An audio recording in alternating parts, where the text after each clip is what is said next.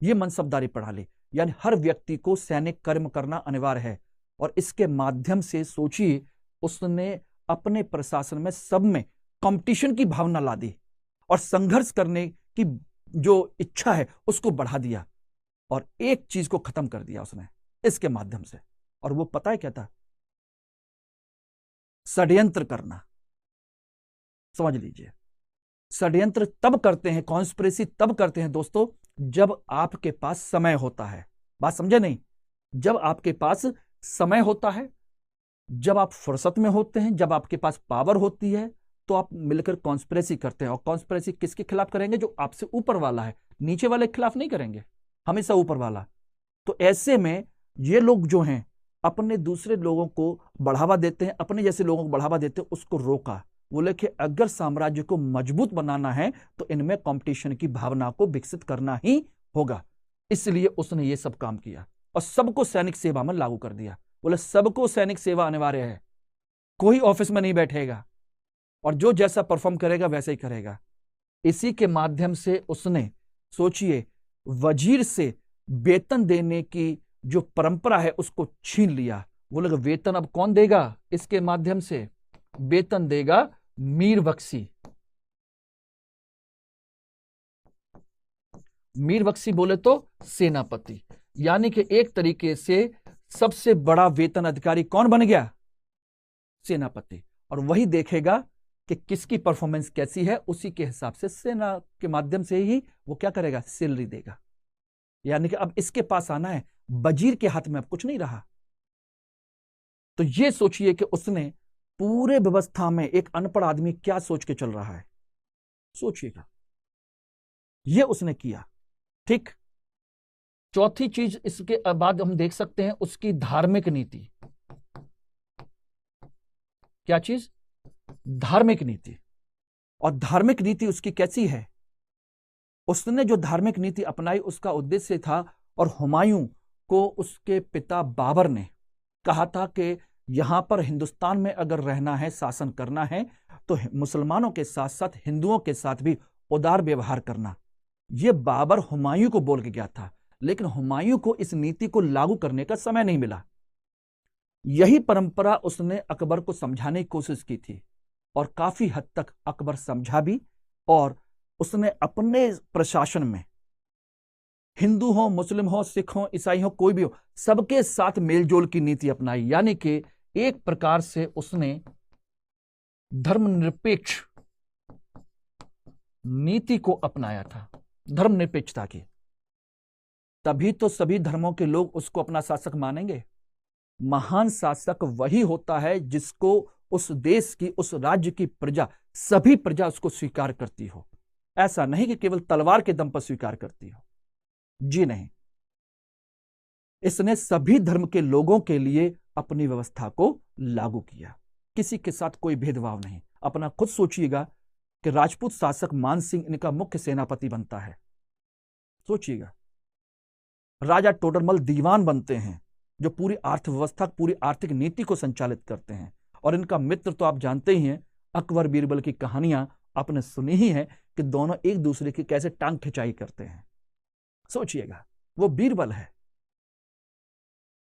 बात समझिएगा। यहीं पर सोचिए कि सिख गुरु जो थे आपके, कौन से? रामदास, अमरदास, उनकी बीबी भानी, उनको सोचिए कि वो कितना दान दक्षिणा देता है, जमीन दान देता है। जहां पर अमृतसर नगर बसाया गया, स्वर्ण मंदिर बनाया गया, वो जमीन की दान अकबर ने ही दिया है। उसने किसी के साथ जानबूझ करके भेदभाव नहीं किया, सभी धर्म के लोगों को बराबर का मौका दिया। जैन धर्म के लोगों को संरक्षण दिया, उनसे मित्रता की। जिनसेन सूरी जैसे लोग हैं उन सबको भी मौका दिया। ईसाइयों को भी अपने यहां दरबार में बुलाया, आइए। पारसी जो हैं उनको भी बुलाया। तो हिंदू, मुस्लिम, सिख, ईसाई, पारसी, सबको अपने दरबार में बुलाया, सबको मौका दिया, सबके साथ अच्छा व्यवहार किया। यह धर्मनिरपेक्षता की नीति है, किसी के साथ कोई भेदभाव नहीं। तो एक महान शासक के लक्षण है ये, जो किसी के साथ कोई भेदभाव ना करे, सबको बराबर का मौका दे। बात समझ रहे नहीं? इसके अलावा और देखेंगे तो इसके अलावा देखा जाए तो एक नीति में हम और भी कह सकते हैं इसकी सांस्कृतिक नीति, इसी की नहीं किसी की भी हो सांस्कृतिक नीति। सांस्कृतिक नीति भी कैसी होनी चाहिए, उसकी समन्वय वाली। ऐसा ना हो कि केवल अपनी ही प्रवृत्ति को लेकर के चले। और सोचिए इसमें सांस्कृतिक स्तर पर सोचिए कला संस्कृति में देखा जाए तो स्थापत्य कला, चित्रकला, संगीत कला, ध्यान रखना स्थापत्य, संगीत, चित्रकला, इन सबको खूब बढ़ावा दिया और खुले दिल से बढ़ावा दिया उसने किसी के साथ कोई भेदभाव नहीं, जहां से जो अच्छा हो सकता है उस सबको बढ़ावा दिया। सोचिए इसमें उसने सोचिए कि इस्लामिक प्रवृत्ति जो इस्लाम की है उसको अपनाया, इसने इसमें हिंदुओं की प्रवृत्ति को भी अपनाया, इसने राजपूताना की शैली को भी अपनाया, इसने ईरानी परंपरा को भी अपनाया, इसने अफगान परंपरा को भी अपनाया। यानी जहां से जो भी अच्छी चीजें हो सकती है उन सबको अपना करके भारत में उसको विकसित करने का मौका दिया, किसी के साथ कोई भेदभाव नहीं। इस प्रकार से उसकी जो कला संस्कृति है वो भी बहुविध है, बहुत सारे दृष्टिकोण से है, हर एंगल से आप समझ सकते हैं कि उसने किसी के साथ कोई पक्षपात नहीं किया। हिंदू, मुस्लिम, राजपूत, ईरानी, अफगानी, आप कहोगे सर हिंदू और राजपूत तो एक ही हैं। देखिए राजपूतों की शैली राजपूताना के क्षेत्र में है, बाकी अन्य जो शैली है वो हिंदू शैली में आती है। हालांकि राजपूत भी हिंदू ही हैं, लेकिन राजपूतों की कुछ एक विशेष शैलियां हैं जो बिल्कुल अलग हैं, ठीक है ना। उनको भी अपने स्थापत्य कला, चित्रकला, संगीत कला, इन सब में अपनाने की कोशिश की, बढ़ावा दिया है, सबको मौका दिया है।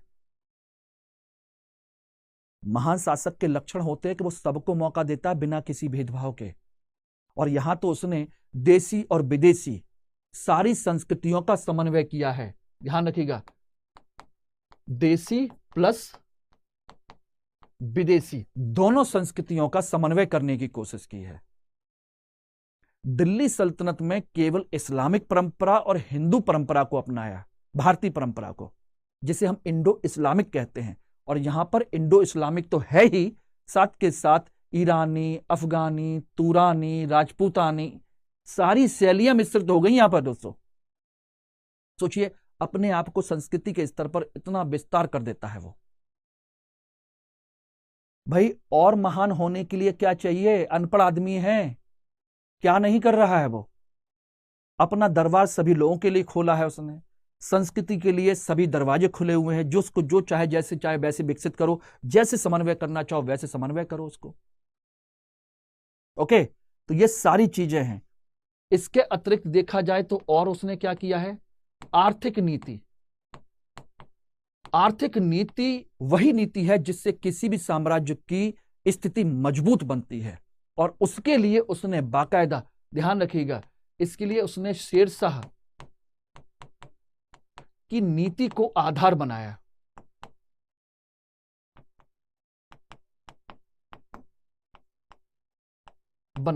और इसके लिए 2 अधिकारी नियुक्त किए थे, एक मुजफ्फर